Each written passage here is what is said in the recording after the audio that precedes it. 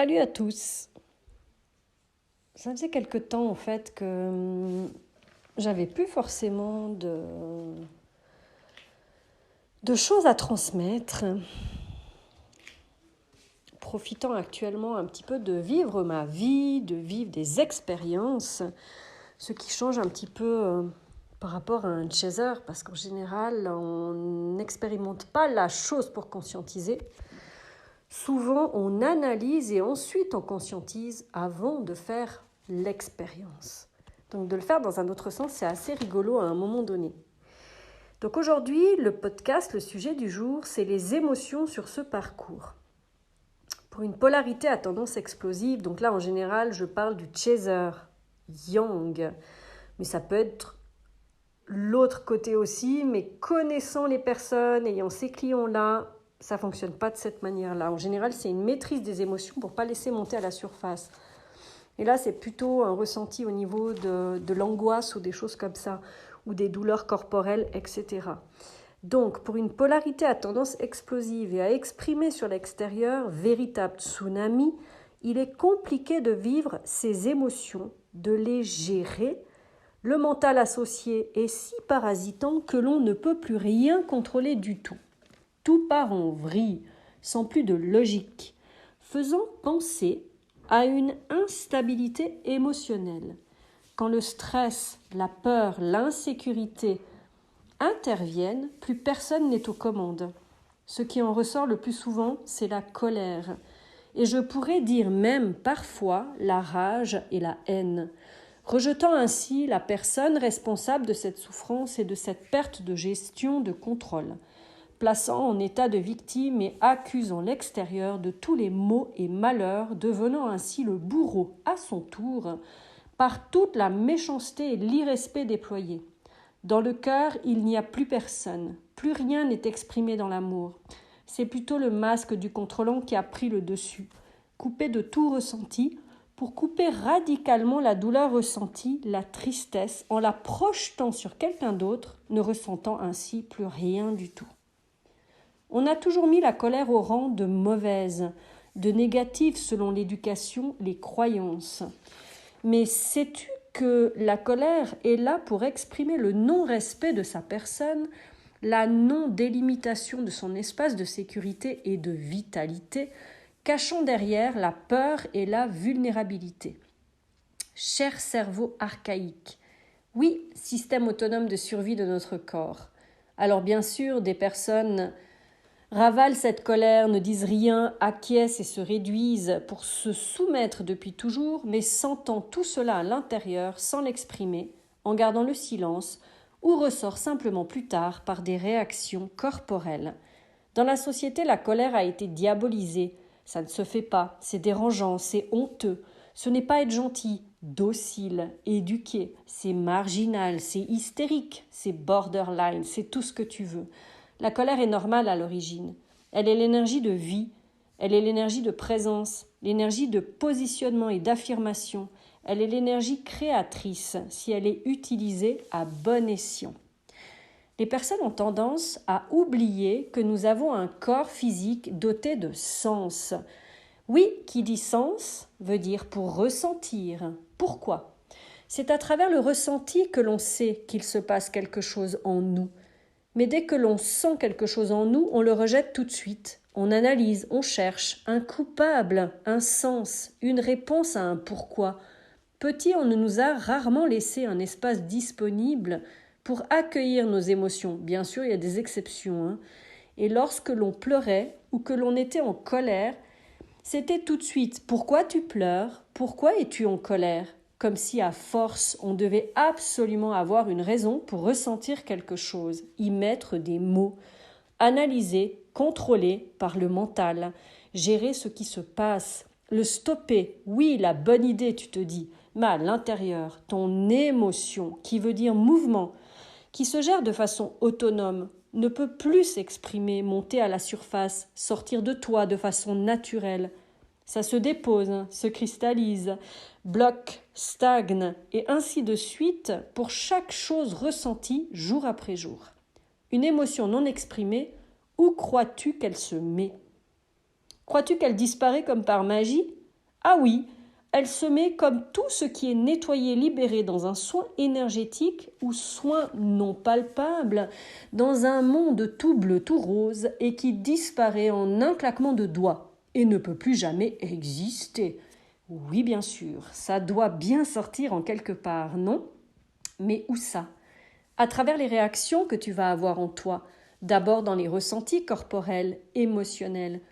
Mais lorsque tu te bornes à ne pas vouloir ressentir quelque chose de connu, qui est là depuis belle lurette, tu te persuades qu'il y a un persécuteur sur l'extérieur, qui te veut du mal, qui a annulé tous les efforts que tu as mis en place avec ton super mental pour lutter, maîtriser, gérer, combattre la nature, la vie, le fonctionnement physiologique de ton corps, qui a anéanti des heures et des heures de cours, de thérapie, de soins, de méditation, de retraite silencieuse, en te faisant croire que tu étais zen, relax et surtout super balèze dans l'illusion de ton bien-être et bien mince alors.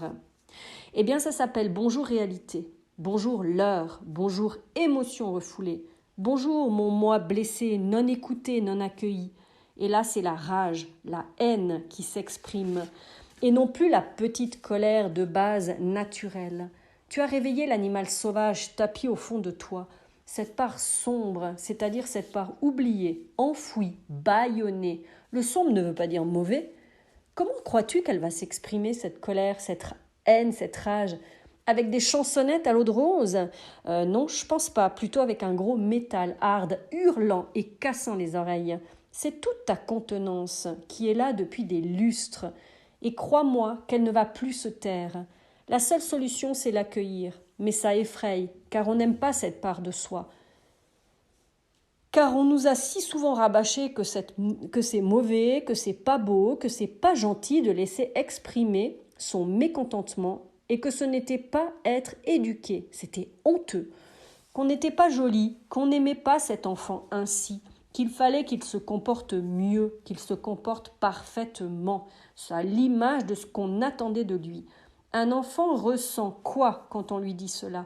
Il est frustré, humilié, déçu, se sent sale, mauvais, tout sauf aimé. Conclusion, je ne suis pas aimé si je laisse sortir cela et je suis rejeté. On me met seul de mon côté à réfléchir à mon comportement, alors qu'il suffirait de laisser un espace libre pour s'exprimer, seul, sans punition, juste être soutenu, épaulé, compris dans cette démarche. Toutes ces émotions deviennent comme de l'eau qui sont bloquées devant un barrage, prêts à péter sous le poids. À force de contrôler le naturel, on finit par dérégler tout le système. Alors un adulte, c'est pareil. L'intensité de tes émotions est toujours là. Elles sont toujours là, enfouies en toi. Dans ce parcours, en face de son autre, tout est amplifié, tout est monté à la surface, tout ce qui a été ravalé, caché, ignoré, balayé en moins de deux. Perte de contrôle totale. Plus de logique mentale, hystérie même, faisant penser à quelqu'un d'instable, un Kercher à tout soulever. Alors oui, avant cela, ça pouvait être facile, oui, ça pouvait être gérable. Non, jamais on n'a eu quelqu'un en face capable de nous faire sortir de nos gonds ainsi. Oui, on peut détester autant que l'on aime, rejeter autant que vouloir ressentir ou coller l'autre, prendre de la distance, puis revenir, passer d'un état idyllique à un état de désastre, complètement illogique, irrationnel. Alors on fait quoi de tout cela? On s'isole, on s'écoute, on se ressent. Ça ne dure jamais bien longtemps. C'est le mental qui prolonge l'état, à force de questionnement et d'accusation de l'extérieur. Ça amplifie cet état de colère. C'est plus facile de tout projeter sur quelqu'un d'autre. Chercher un responsable à cela, au lieu d'oser se regarder en face, d'oser voir ce qu'on s'est refusé d'accueillir, car on a peur de cet inconfort. On n'aime pas ne pas contrôler la situation. On n'aime pas perdre la face et se montrer vulnérable. Oui, car laisser monter ses émotions, c'est être fragile. Alors encore plus pour un homme, là c'est littéralement se croire faible et nul. On pense repartir en arrière, que ça annule tout ce qui a été fait jusqu'alors. Ou est-ce plutôt l'ouverture des yeux sur la grosse illusion qu'on s'est inventée? Non, moi je suis zen, moi je suis hyper relax avec mes émotions. J'en ai pas, c'est mieux. Ou est-ce plutôt tu es en retrait de tes ressentis, hors corps, total dans le mental, déconnecté de ton émotionnel, déconnecté du flux de la vie, à projeter un idéal rempli d'attentes qui, au final, te frustre encore et se rajoute au volcan endormi. Lutte, gérer, combattre, maîtriser, contrôler ne sont autres que la non-vie, la non-expression de ton être et l'illusion du bien-être, contrôler à être et faire pour paraître, entre guillemets, gentil. Ça ne peut pas durer ainsi. La rencontre avec ta flamme a fait soulever toute l'illusion pour revenir à la réalité de ton être authentique. La prochaine fois que tu feras un soin, prends le temps d'accueillir ce qui se passe en toi, chaque réaction, chaque émotion. Donc quand je dis réaction, c'est corporel, émotionnel, cutané.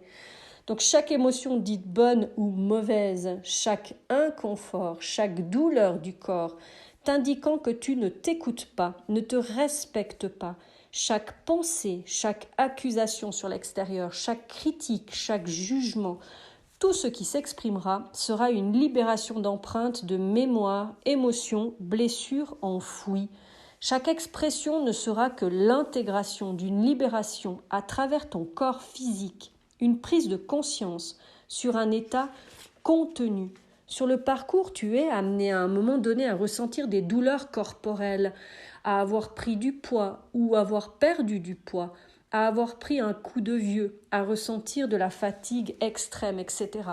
Après la libération émotionnelle, suit la libération corporelle tissulaire. Bah oui, on est des êtres humains avec un corps à vivre sur cette terre. Donc quand on libère une émotion qui serait à peu près volatile, on va dire, elle est obligée de passer quelque part ensuite, à travers le corps, avec toutes les contenances qu'il y a eu pendant des années. Quand on n'exprime pas une émotion, ça va se figer dans les tissus, on va se recroqueviller, on va se replier, on va sentir son corps au niveau articulaire, émotionnel, au niveau articulaire, ligamentaire, musculaire, facial. Et plus tu t'écoutes, plus tu t'accueilles les choses et que tu te laisses traverser par ce qui se présente sans résister, parce que les douleurs du corps, ça s'appelle des résistances. Avec ce mental si contrôlant et le je sais tout, plus tu libères ce corps et moins il sera douloureux, plus tu assouplis ce corps et plus ça assouplit ton mental, ça fait sortir ton état de rigidité mentale aussi et de dureté, avec des pensées bien arrêtées, ça libère, ça aide à libérer tout ça. Donc pense à t'occuper de ce corps par des soins, prendre des compléments alimentaires, boire des tisanes calmantes pour sortir de l'état de stress permanent, l'état de survie, faire des mouvements doux de mobilité, de stretching neuro-myofacial, des automassages, faire des moments de rien, de silence, des activités nourrissant ta polarité yin, plus doux, plus tendre, plus lent. À chaque fois que tu veux projeter toute ta colère sur quelqu'un ou sur les personnes qui sont là pour t'aider, tourne ta langue 7 fois, comme disent les grands-mères, avant de t'exprimer. Retrouve ton calme et partage ensuite. C'est comme les personnes qui prennent un calmant, qui fument, qui boivent, qui font une activité ou qui font des achats compulsifs pour occuper l'esprit différemment, font juste une diversion pour ne pas regarder en face la vraie réalité du vide, de ce qui les rend tristes ou leur font peur. Accueillir d'abord ce qui se passe en soi, se laisser traverser par la réaction, par la sensation, sentir l'inconfort. Oui, on n'aime pas l'inconfort, on déteste cette sensation. On aimerait que ce soit tout beau, tout calme, tout plat. Calmer sa peur, pleurer, laisser sortir la colère, et puis ensuite faire autre chose pour se recharger. Là est la libération sans se leurrer, se mentir à soi. Essayez. Après la tempête s'en vient à nouveau le calme, la vraie paix. Et tu sais quoi ? La vie continue. Et ensuite, il y a des hauts, et ensuite, il y a des bas, et ensuite, il y a des hauts, et ensuite, il y a des bas, et ainsi de suite. Et on appelle ça la vie, vraiment. Donc, je t'encourage à ressentir les choses. Je t'encourage à t'écouter et à prendre ce temps pour toi. Merci pour cette écoute. Et je te souhaite une toute belle soirée.